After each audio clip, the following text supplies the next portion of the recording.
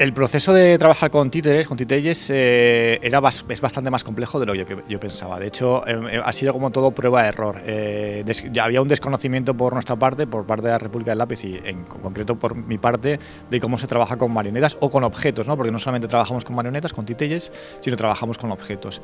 Y ha sido un poco a poco ir descubriendo cuál es el proceso. Cuando trabajas con un actor, obviamente un actor te hace orgánico ese texto, pero una marioneta tiene que hacer una partitura de movimiento para llegar a ello, ¿no?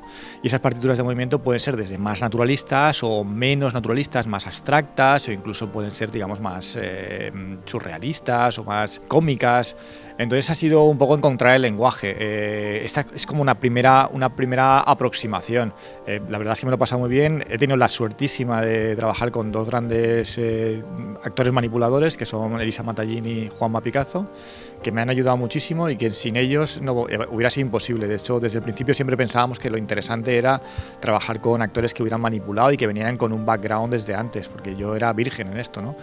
Pero por otro lado ha sido muy satisfactorio porque ibas descubriendo, es como el niño que descubre, pues nosotros hemos ido descubriendo en el proceso cosas muy chulas.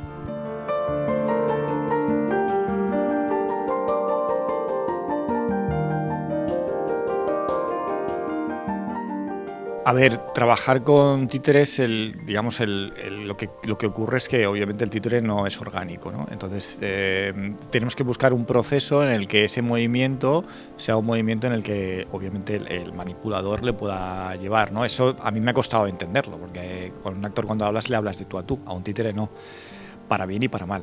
Y creo que ese proceso es el que he sufrido por un lado, pero por otro lado también ha sido disfrutable en el sentido de que hemos encontrado cosas muy, muy bonitas, ¿no? El títere lo que genera es algo como mucho más poético, porque obviamente el movimiento no es natural, puede ser lo más natural posible, pero genera una poesía en escena que es mucho más bonita.